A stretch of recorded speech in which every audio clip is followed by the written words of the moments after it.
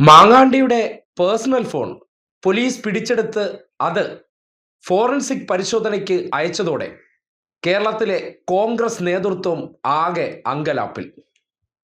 ഇതുവരെ മാങ്ങാണ്ടിയോട് രാജിവെച്ച് ഇറങ്ങിപ്പോടാ എന്ന് പറയാൻ ഒരു നേതാവിനും ധൈര്യമുണ്ടായിരുന്നില്ല. അതിനെന്തോ ഒരു കാരണം രാഹുലിന്റെ മൊബൈൽ ഫോണിനകത്തുണ്ട് എന്ന് പരക്കെ ആക്ഷേപമുയർന്നിരുന്നു. ആ ആക്ഷേപത്തെ കൂടുതൽ ബലപ്പെടുത്തുന്നതാണ് രാഹുലിന്റെ കൈവശത്ത് നിന്ന് 2 ഫോണുകൾ പിടിച്ചെടുത്ത് പോലീസ് ഫോറൻസിക് പരിശോധനയ്ക്ക് അയച്ചു എന്ന വാർത്ത പുറത്തു വരുമ്പോൾ വല്ലാത്ത തരം ആശങ്ക ഉടലെടുത്തിട്ടുണ്ട്.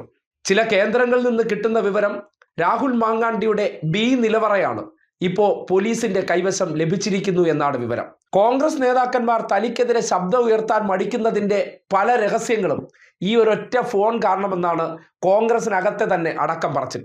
നേരത്തെ ഈ ഫോൺ കണ്ടെത്താൻ പോലീസിന് കഴിഞ്ഞിരുന്നില്ല.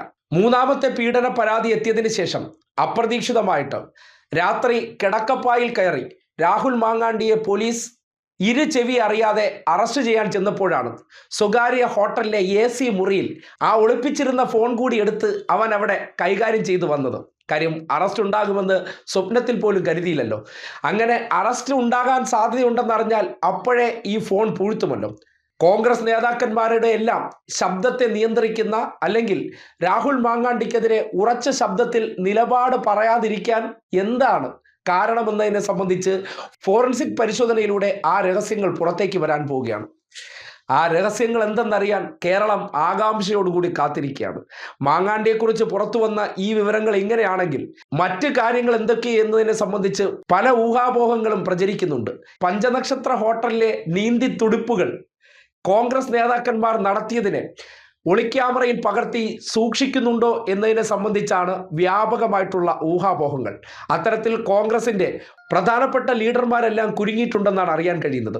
ഇവരിൽ നിന്ന് അകലം പാലിക്കുന്നുണ്ടെങ്കിലും ഇവരെ തള്ളിപ്പറയാതെയും അവരെ വേദനിപ്പിക്കാതെയും താൻ നിലപാടുകൾ ശക്തമാക്കി എന്ന് മാധ്യമങ്ങളെ കൊണ്ട് എഴുതിക്കൂട്ടുന്ന സതീശനും ഒപ്പം തന്നെ KC വേണുഗോപാലും എല്ലാം AI ആണെന്ന് രാഹുലിനെ ന്യായീകരിക്കുന്ന അടൂർ പ്രകാശ് ഉൾപ്പെടെയുള്ളവർ ആ ന്യായീകരിച്ചത് എന്തുകൊണ്ടാണെന്നും ന്യായീകരിക്കാൻ തക്ക റീസൺ എന്താണെന്നും ഇനി നാട്ടുകാർ അറിയാൻ പോവുകയാണ്. എന്തായാലും ഏതാനും ദിവസങ്ങൾക്കകം ആ ഫോണിലെ ബി നിലവറയിലെ പല പഞ്ചനക്ഷത്ര അണിയറ രഹസ്യങ്ങളും പുറത്തേക്ക് വരാൻ പോവുകയാണ്. അത് പുറത്തേക്ക് വരികയാണെങ്കിൽ കേരള രാഷ്ട്രീയത്തിൽ കോൺഗ്രസിന്റെ നേതൃത്വം തന്നെ ഇല്ലാതാകുന്ന അവസ്ഥയുണ്ടാകുമെന്നുള്ള സൂചനകൾ ചില ക്യാമ്പുകളിൽ നിന്ന് പുറത്തേക്ക് വരികയാണ്.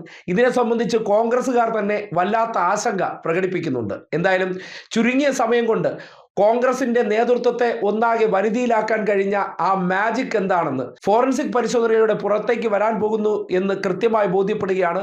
അത് എന്താണെന്നറിയാനുള്ള ആകാംക്ഷയിലാണ് കേരളത്തിലുള്ളത്, പ്രത്യേകിച്ചും കോൺഗ്രസ്സുകാർ. ആരൊക്കെ പെടും, ആരൊക്കെയാണ് സോളാറിന് ശേഷം പുതിയ കേസുകളിൽപ്പെട്ട് ഉഴറാൻ പോകുന്നു എന്നതിനെ സംബന്ധിച്ചുള്ള ചർച്ചകൾ സജീവമായി തുടങ്ങിയിട്ടുണ്ട്.